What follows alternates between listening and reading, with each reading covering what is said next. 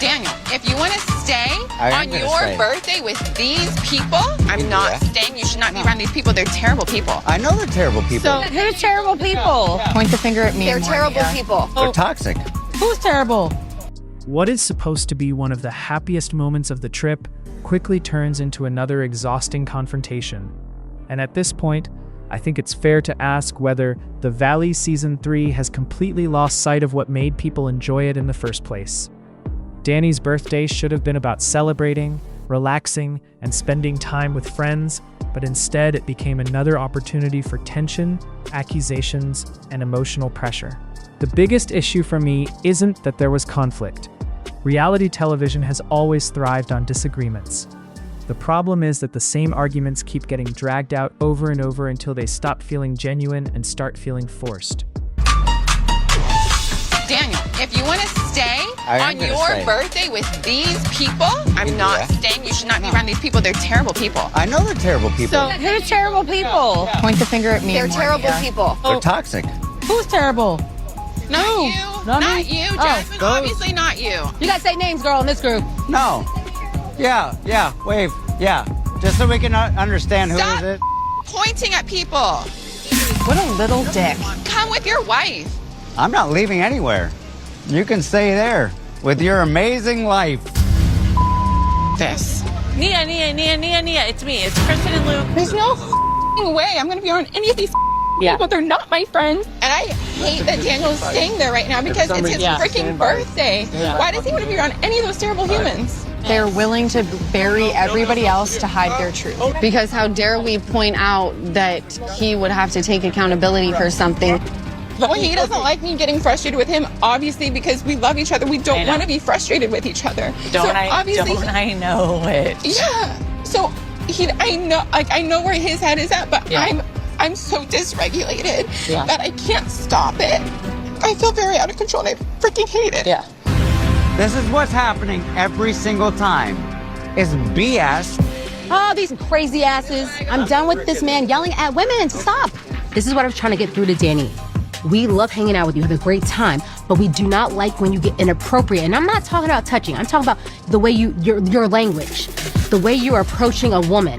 I personally don't like that. Disrespectful, disgusting. I don't care how drunk you're, nasty.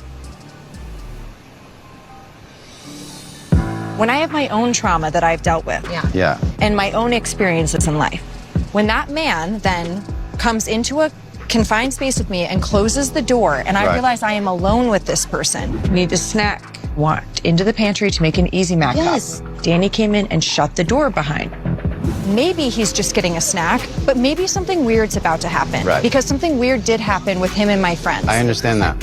Immediately I was like, ooh, I shouldn't be in here. I feel scared. And that's your experience with him. Yes. And that if I had heard that from you, that changes my perspective a little bit. Most women have had some sort of experience that has made them uncomfortable around men.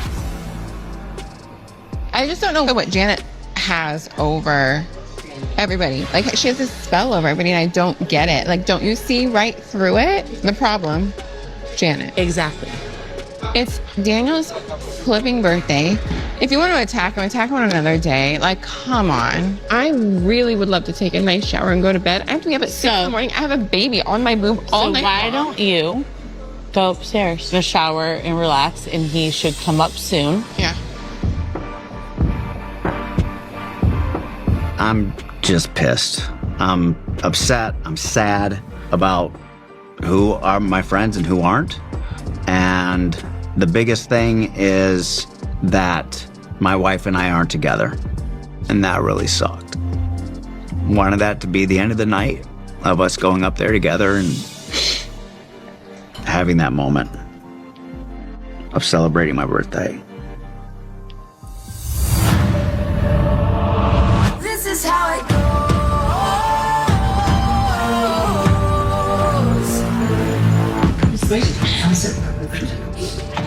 Just praise. Oh, okay. Only the strong survive the night. It's my birthday, dude. Gosh, I'm gonna get a drink. It's hard for me to fully understand the stakes there because I just don't see them. And it feels like everything's been resolved. It's different when you're a woman. That's all I can say. Can I drink with somebody? Let's go back to the rooms. Yeah. I'm gonna have to call my sponsor and make amends and all the whole.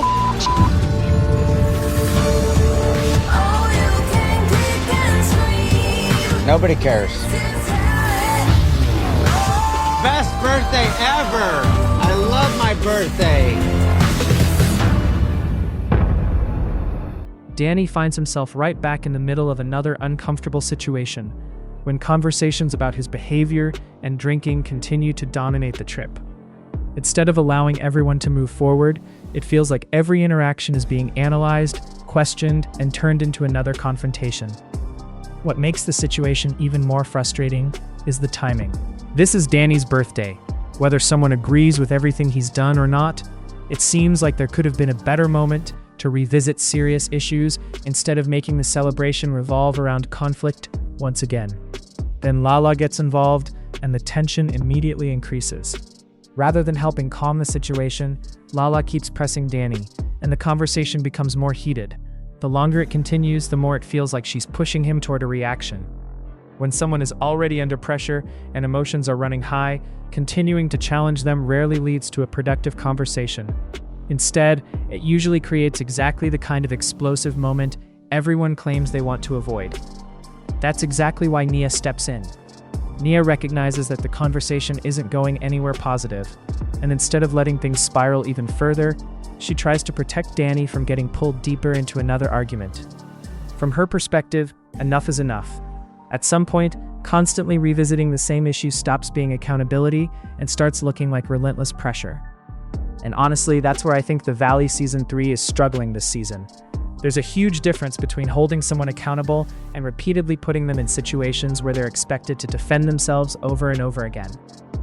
Accountability has a purpose. Endless confrontation just becomes exhausting for everyone involved. Another reason this storyline isn't landing the way it probably intended is because every episode seems to revolve around the exact same conflict. Instead of seeing relationships grow, friendships evolve, or people actually move forward, the cast keeps circling back to the same disagreements. When that happens, the show begins to feel repetitive. Instead of creating suspense, viewers begin predicting exactly what's going to happen. Someone brings up Danny. Another argument starts. Someone gets emotional. Another uncomfortable dinner or gathering falls apart. Then the next episode picks the same issue right back up. That cycle eventually becomes tiring. One thing I also noticed is how little room there is for lighter moments anymore. Earlier seasons balanced drama with humor, friendships, family life, and genuine interactions. Those moments made the conflicts feel meaningful because viewers actually got to see people enjoying each other's company too. This season feels much heavier. Almost every major event somehow turns into another emotional showdown. Whether it's a birthday celebration, a group outing, or a dinner, the focus keeps shifting back to arguments, instead of allowing people to simply exist together. Another part of this situation that stands out is Nia. Throughout this confrontation, she's clearly trying to keep everything from getting worse. She doesn't appear interested in creating more drama. Instead, she's attempting to stop another argument before it completely ruins the occasion. That's understandable, because once emotions reach a certain point, nobody is listening anymore. Everyone becomes focused on defending themselves instead of solving anything. Meanwhile, Danny continues finding himself in situations where every response is scrutinized. If he stays quiet, people question why he isn't speaking. If he responds emotionally, people criticize his reaction. If he tries explaining himself, it turns into another debate. That's an incredibly difficult position for anyone to navigate. The conversation surrounding Danny's drinking also continues hanging over every interaction. Whether those concerns are valid or not, there has to come a point where discussions either lead toward resolution, or everyone accepts that they're simply repeating themselves without making progress. Dragging the issue into every group event doesn't necessarily help anyone. It actually risks making every episode feel like a replay of the last one. And that's probably the biggest concern surrounding The Valley Season 3 right now. The show doesn't necessarily have a conflict problem. It has a repetition problem. Reality television works best when stories evolve. Characters learn from mistakes, friendships change, alliances shift, and audiences feel like they're watching real progression. But when the exact same arguments dominate episode after episode, it becomes much harder to stay emotionally invested. I also think birthdays should remain birthdays whenever possible. Serious conversations absolutely have their place, but choosing that particular moment almost guarantees emotions will be even higher than normal. Instead of creating understanding, it usually creates resentment. At the end of the day, this latest confrontation leaves more questions than answers. Will Danny and the group ever genuinely move past these issues? Can Mia continue trying to hold everything together without becoming emotionally drained herself?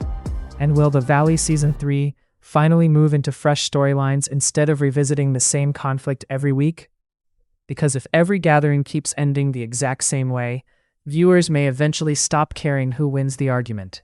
They'll simply want the story to move forward. Conflict keeps reality television interesting, but constant conflict without meaningful progress eventually has the opposite effect. Instead of feeling invested, people start feeling exhausted, and that's exactly where The Valley Season 3 seems to find itself, after yet another emotionally charged showdown centered around Danny, Mia, and Lala.